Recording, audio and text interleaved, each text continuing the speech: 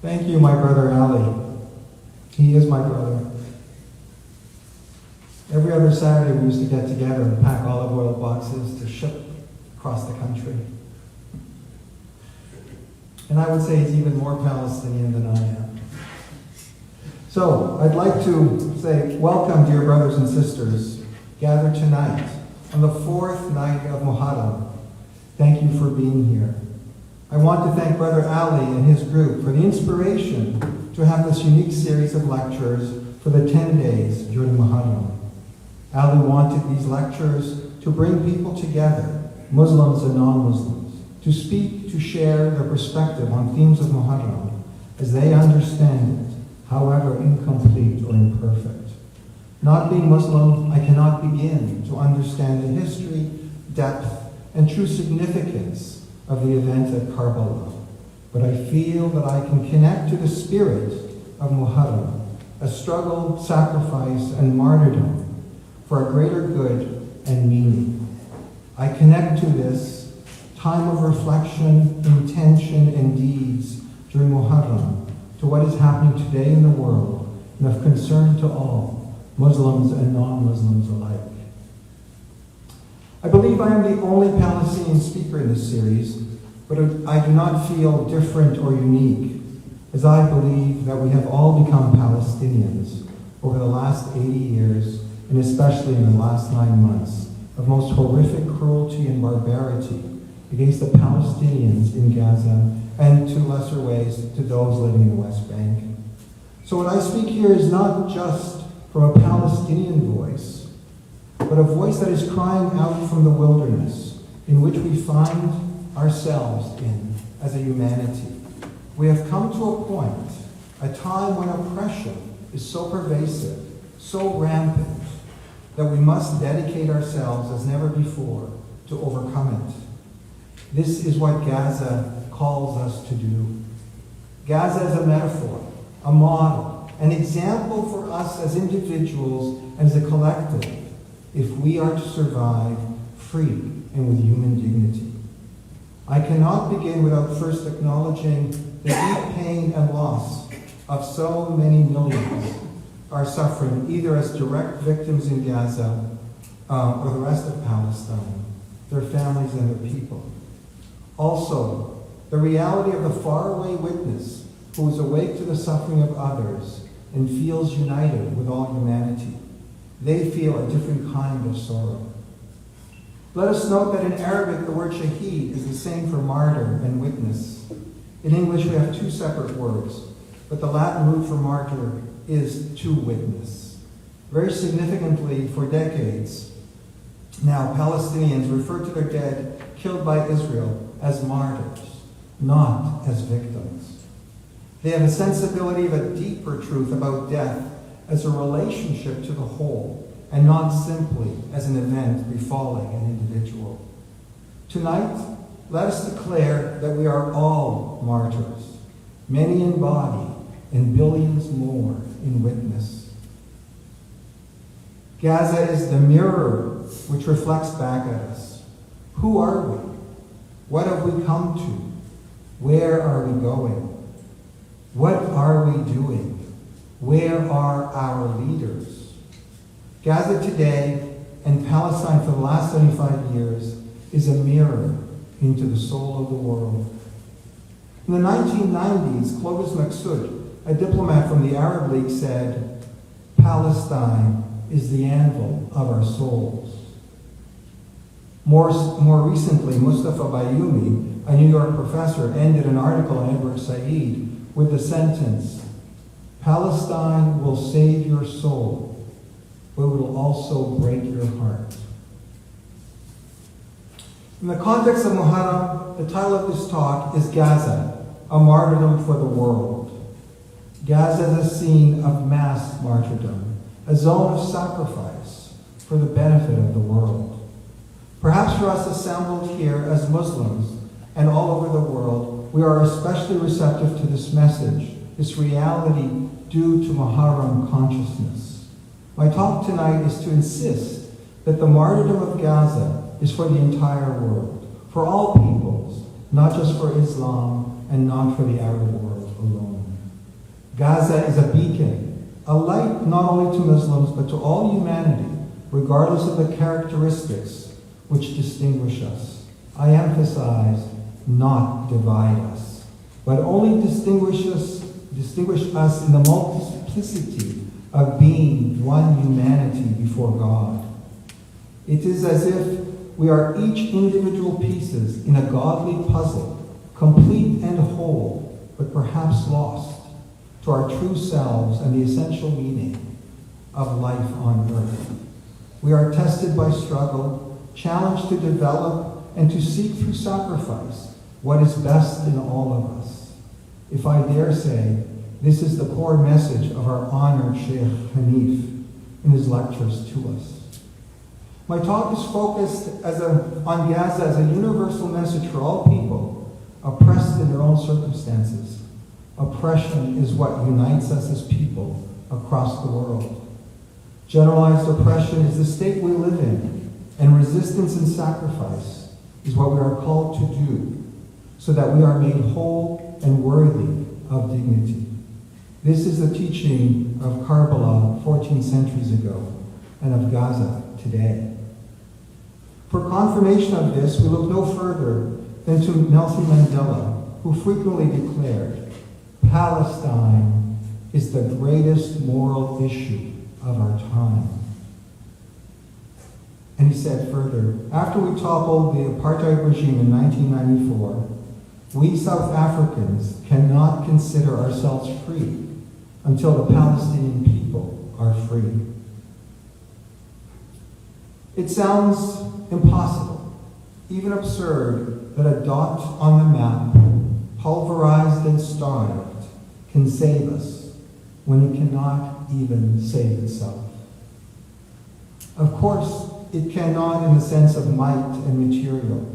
It utterly lacks both. It can only save us as a symbol, an example of what can be achieved by people united to resist crazed, unjust power, and only armed with human qualities of courage, dignity, faith, and above all, a willingness to sacrifice for a chance to liberate from oppression. At this critical time in history, despite its puniness and helplessness, Gaza has shown itself to be the true light onto the world. It justly replaces Israel, which has long claimed this undeserved title, using manipulative, false advertising, and by hiding its cruel, twisted face. Over the last 9 months, Gaza has served the world as a powerful searchlight of the shadow side of power, not just Israel's.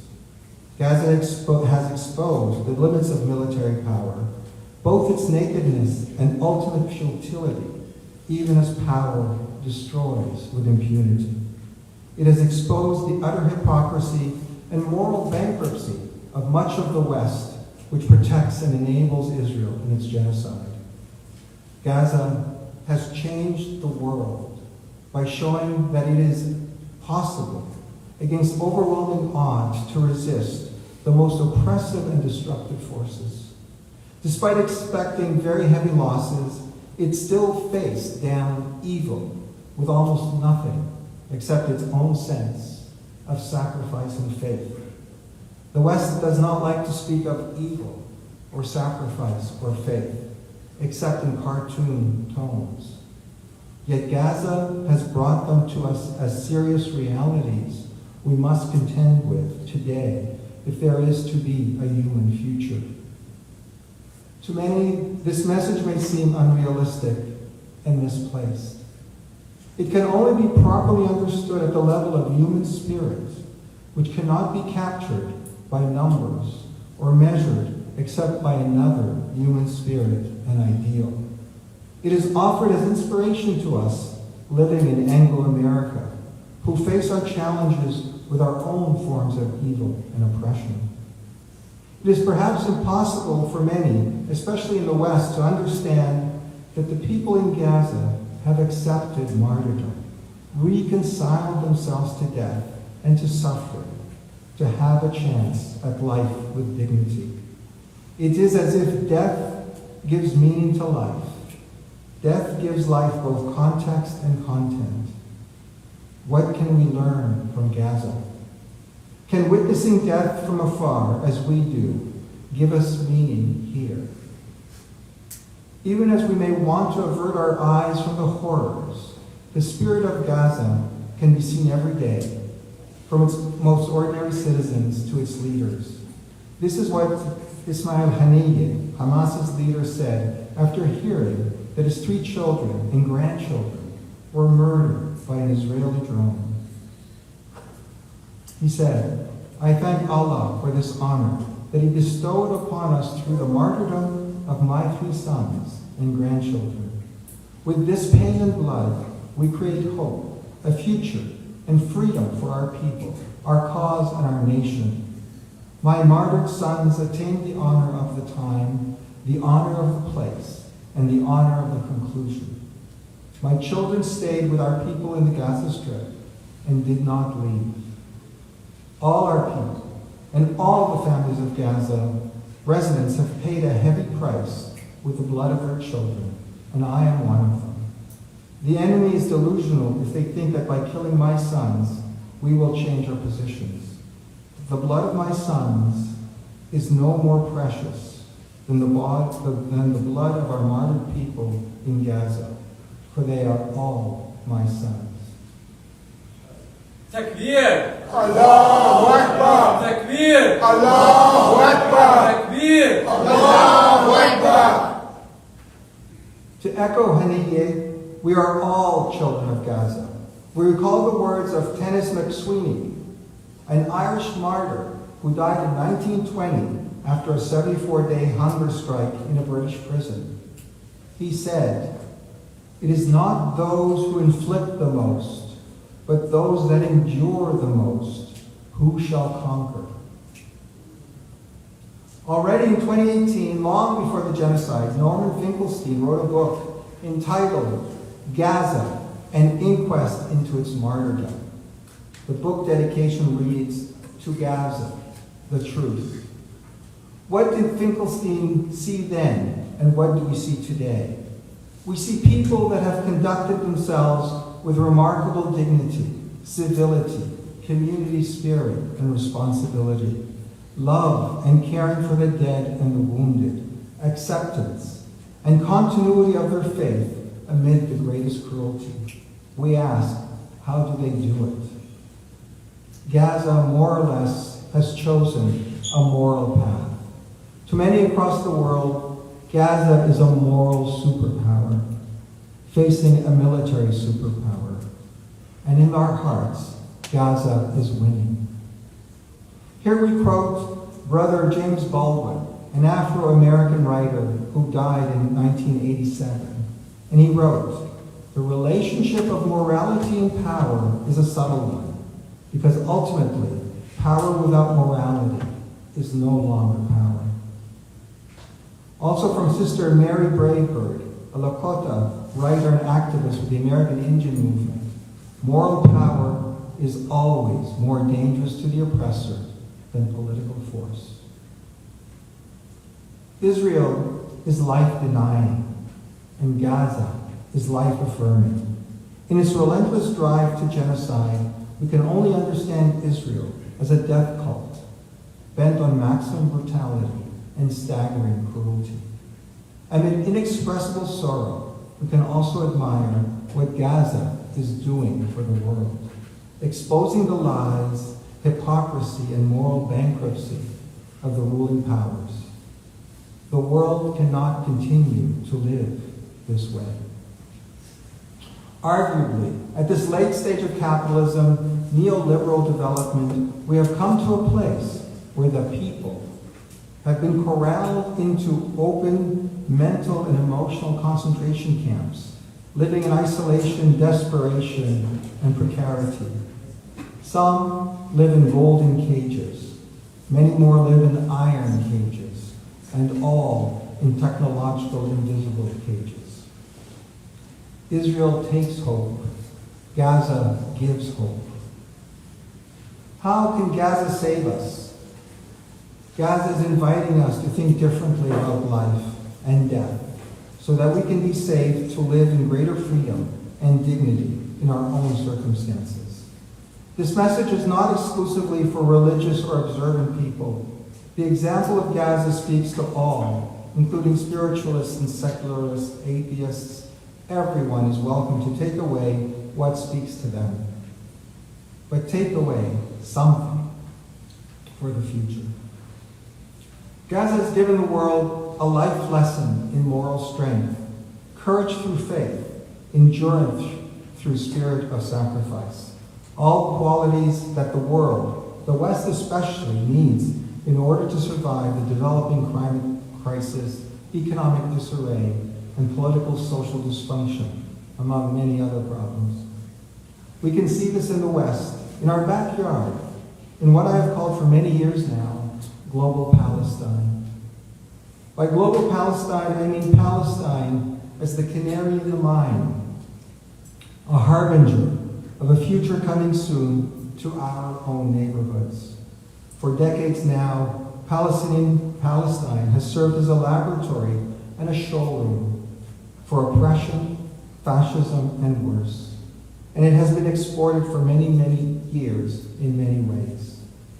The genocide of Gaza is the messenger that has brought the news like never before. Global Palestine is now on full display on campuses and legislatures across the United States, Canada, and the West. Independent and free-thinking people of all ages and affiliations are feeling the Zionist sting, using the West's centers of power as brutal enforcement agents, be it police, media, university presidents, or legislatures at national, provincial, or municipal levels. They are all falling over themselves to show allegiance to Israel. Netanyahu is only the instrument of the inevitable self-destruction of the lie. He's being swept away by the speeding current and the inexorable logic of Zionism. More disturbing is how deeply that logic has swamped Western nations, especially Canada and the United States. Global Palestine can only exist if there is global Zionism. They are two sides of the same coin. That coin is domination, oppression, and repression of the human soul's search for truth, justice, and dignity. To be clear, Zionism is not about a dot on the map or a hill in Al-Quds, Jerusalem. It is about a relationship of power and its extreme abuse without accountability, without morality. Gaza is the spark that lit the world. In the last 9 months, Gaza has blown the lid off the lies and shown up things as they are, exposing hypocrisy, revealing agendas, opening eyes, and getting more people to question and doubt as never before. To be clear, student encampments, protests on university campuses are not only against the Gaza genocide, they are a new front of the same action, resistance to global Zionism. This helps to explain the willingness of our governments to terrorize the students with milder versions of the treatment meted out to Palestinians in Gaza or the West Bank. Protesters are portrayed as violent, Hamas lovers, and threatened with the equivalent of home demolition orders by the state and the courts. Shame! Shame! The shock and awe tactics can be seen in the video footages from UCLA, where Zionist vigilantes called counter-protesters by the media, clubbing with bats and rods, setting fire, spraying supporters, pro-Palestinian supporters at the encampment, while campus security looks on, and city police arrive 3 or 4 hours later, only to start shooting rubber bullets into the encampment. This is not possible without coordination and a stand down order from the highest level. These students have families, friends, teachers, employers. They witnessed this abomination in their own backyard. The battleground is no longer just Palestine. Global Zionism is on display, even if most do not recognize it yet. They will soon. The students, especially those at elite colleges, are awakening to the lie that they are living in their own societies. Lies about truth, freedom, human rights, and democracy, and so on. With great courage, the students are standing up for Gaza and for their generation, disillusioned and abandoned by the system, just as Palestinians have been abandoned by the international system. The young people have seen through the facade of our national myths, empty promises, and the bottomless hypocrisy of our leaders. The students have sacrificed greatly. Not only were they arrested, but they have sacrificed their university education, their graduation degrees, their job prospects. They've been doxxed, flamed, blacklisted, and targeted. But they stand tall and unbent, knowing that they have acted righteously. The West is no longer only indirectly complicit, but an active accomplice and willing perpetrator. Our institutions and our leaders are guilty of crimes against the people they are sworn to serve and protect. Today, being a supporter of Palestine in the West is like being Palestinian in Israel, the West Bank, or Gaza. Zionism rules the body politic across the West.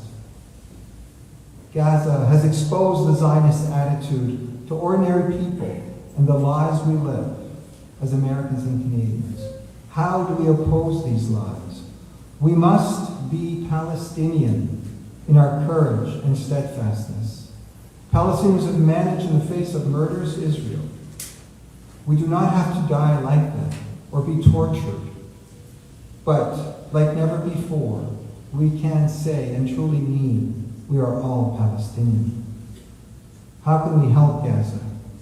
We can be empathetic witnesses. We can feel gratitude and admiration for Gaza.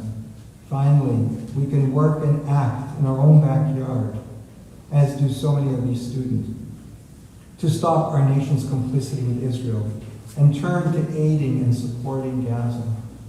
I'd like to mention here, IDRF is here for emergency funding for Gaza.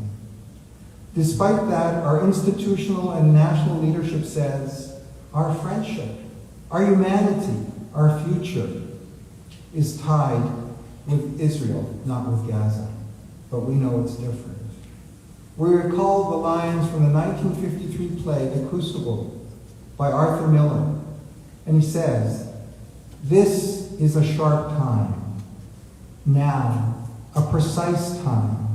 We live no longer in the dusky afternoon when evil mixed itself with good and befuddled the world. Now, by God's grace, the shining sun is up, and them that fear not light will surely praise it." Again, we hear from the Afro-American brother, James Baldwin.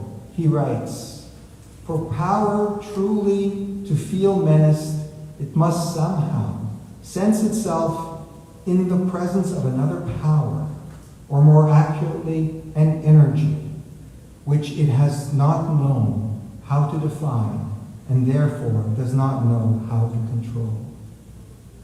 I believe such a force is Islam, and this would explain the total enmity and war against Islam in the last 40 years, especially in this century. This is the spirit of Islam, and specifically of Muharram consciousness. It is the jihad that has been so vilified and ridiculed by Western narratives and cartoon portrayals. Thank you, brothers and sisters, for allowing me to share Muharram with you. I am with you in the spirit of Muharram. Gaza and Palestine is in you, and you are with Gaza and Palestine. I leave you with two core messages. One, we have learned these 80 plus years that we outside Palestine cannot liberate Palestine ourselves. Palestine has resisted heroically from the beginning and will liberate Palestine through their resistance, including our own struggle and their samud and steadfastness. Our role from here is to help them by limiting the complicity of our governments and institutions, which enable Israel to commit its war crimes and against humanity. Second, we need to truly appreciate and understand and get that it is not us liberating Palestine, but it is Palestine liberating us. When we speak and act for Palestine, we are speaking and acting for ourselves. As Sheikh Hanif has been reminding us that when we resist oppression anywhere, we are building ourselves, our moral substance, our own salvation in our own eyes, in that of others, and in that of God. This is what we are called to do as Muslims, and I believe as all people.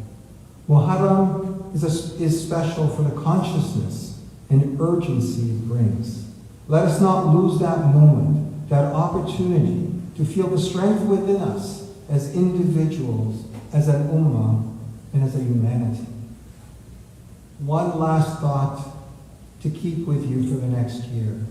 When we think we are liberating Palestine, it is Palestine liberating us. Seek ways in your mosque with your families and friends to think, to speak, and to act for Palestine. There are so many ways when you start looking for them. I will close with a poem. Actually, it's only the second half of a larger poem by Mazen Kumsiye, a Palestinian Christian from Bethlehem. He is many things, including a professor of biology, an environmentalist, but above all, an activist for Palestine who has published books and articles. The first part of the poem is a horrible list of the crimes of Israel and the monstrous harms perpetrated against the Palestinians. The second part is the healing, the dawah.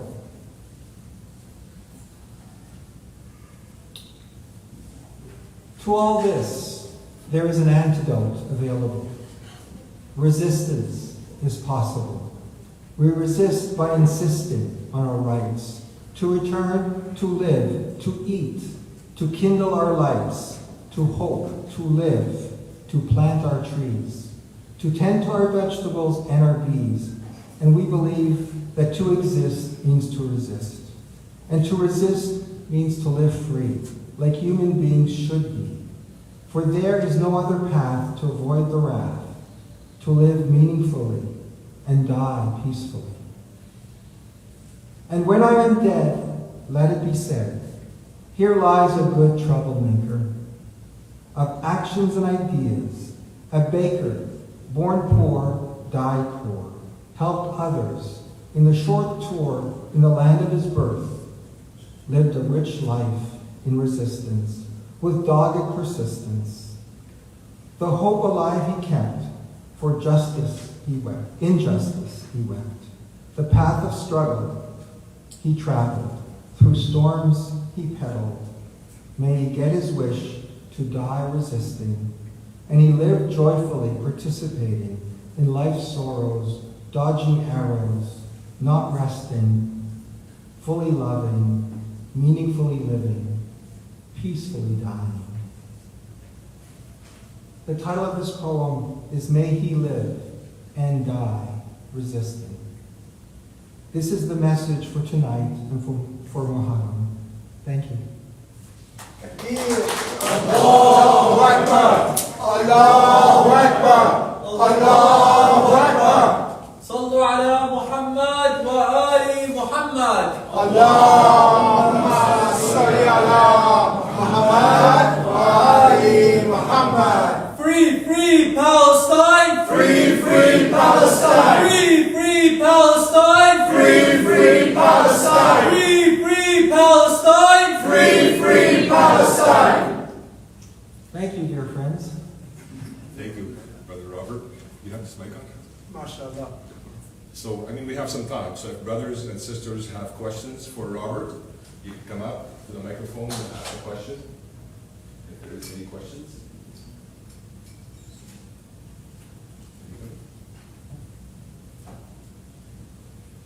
This is the earliest we've ever concluded. I know. I stuck to 30 minutes. No, actually, come on. Let's have some questions. Forget about questions, comments. Does it speak to you? Yes. I don't want to usurp, our dear Sheikh's role, but I really wanted to add to his message of martyrdom for the entire world. I felt that was really important to really take it out of not just this hall, not just, Muslim community, but into the world. And I feel it is coming. It truly is coming. We are witnessing a new beginning for all. Yeah, go ahead, Badani.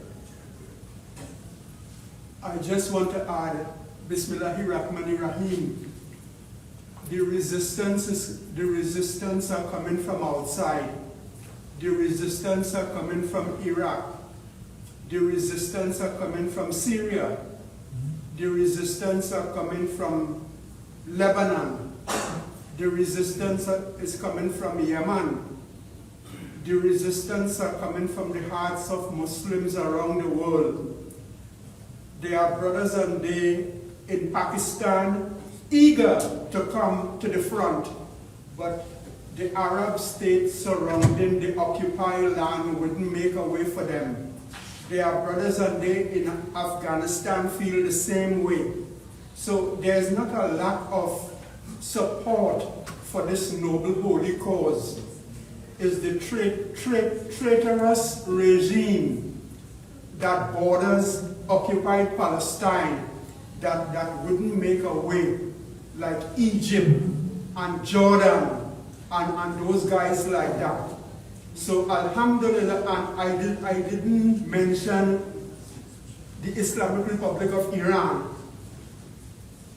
So the base of it, because when that revolution succeeded in 1979, one of the first things that Imam Khomeini did, he took the Zionist embassy, which was under the Shah time, and he gave it to the Palestinian. Another thing he instituted was designating the last Friday in the holy month of Ramadan as International Quds Day. 40-something years ago. Look how it become relevant now. Absolutely. So all praise is due to Allah for the resistance all over the world. MashaAllah. So totally agreed with you, and so if you've noticed, those Arab regimes that are standing in the way, they have been overtaken in various ways by global Zionism. And all the other resistance movements that you mentioned who are willing to come to the aid and are aiding, these are people who are not infected by global Zionism. And that Zionism has to do with power and the use of power. So in order for Israel and the United States and the West and NATO and so on to be successful, they have to co-opt people. And they have been very good at co-opting various Arab regimes these last 70, 80 years. And that would explain, this schism between the axis of resistance and the axis of cooperation or collaboration. But I think the important thing is to recognize that the Muslim people and the Arab peoples, and I would say all the peoples, are with Palestine. It is the power that is vested in the institutions and the politicians and the princes and the kings and whomever else. That is what stands in the way. So I believe that Palestine has billions of friends. They're just little people, ordinary people. Israel has really very few friends, but they tend to be very big and very powerful. And so this is what we need to do. In our resistance, we will overcome those regimes, those powerful individuals, because that is the power of the people. It always has been, it will always be. It's just hard for us to see it. And every so often, we need an event like Karbala and the commemoration of Karbala to remind us that we can overcome. Because we can lose sight of that very easily. in the day-to-day bustle of jobs and children and whatever else we need to do. So this is, I think, one of the great glories of Islam, is that it does stop, it reflects, it observes, it recommits itself. And I think that is why Islam is feared, because Islam is a true unifying force that can stand against the West. And to me, that explains the enmity of the last 40, 50 years. The United States had to, co-opt those Arab leaders and those regimes in order to get its way, get on the dance card. And the countries that don't get on the dance card, they become labeled terrorists. That's why Hezbollah, Hamas, and now, the Revolutionary Guard, because they're not willing to dance with the West. They're not willing to dance with Israel. Maybe you can speak to us a little bit. Like we hear, I'll come to the point. It's not working. Does it work? We hear a lot about like the Muslim struggle within Palestine.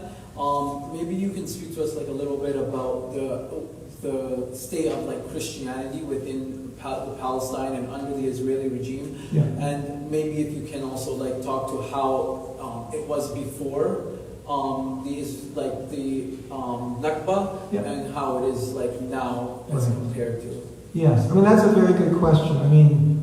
The way I've always understood it or seen it, Palestine is the original multicultural society. It stands at the exact point where three continents meet. All the religions, all the trade, all the languages met at that spot and traversed. It's a very unique place. The flora and the fauna and the people of three continents meet there. And they've met there for thousands of years. And so as a Christian, I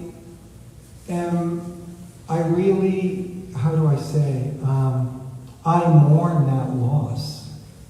I mourn that loss not just as a Christian. I mourn it for all of humanity, as that is the patrimony of all of us.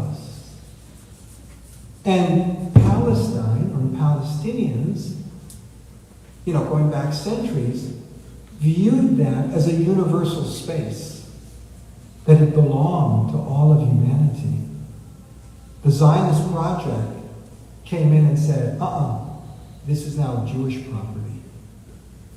It privatized it.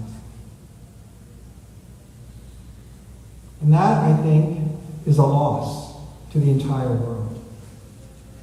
And this is why when I speak, I don't speak as a Christian, I don't speak as a Muslim, I don't speak necessarily as a Palestinian.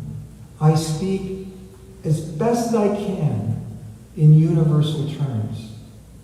Because I think that's the only way that we're going to survive on this planet.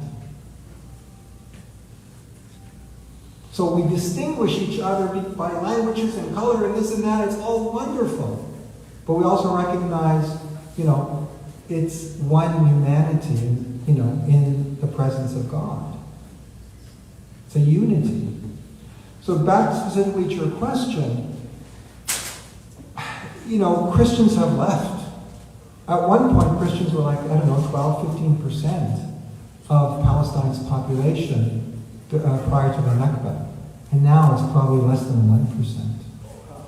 And the Christians have left because the Christians can leave. I'll give you the example of my father. He was the plant superintendent of the largest convent in the Middle East, in Jerusalem. And most of the Christians had those connections with a church, with a monastery, with an embassy, a consulate. So they had connections to the outside world. So when my father decided that we needed to leave, we were sponsored by the religious order that he worked for. And that is a very common thread for Christians to leave Palestine and to emigrate to France or England or the United States and so on. Now, unfortunately, Israel would like to say that Christians leave or have left because of the Muslims, the Muslim Palestinians. And that's not true, right? It's very divisive. You want to create these divisions. But there is a unity of Palestinians, be they, Christian or Muslim or Baha'i or even Jewish. There's that unity. And you can't have unity if you're going to dominate. The way to dominate is to divide. And so there's a hierarchy of good Palestinian down to the worst kind of Palestinian.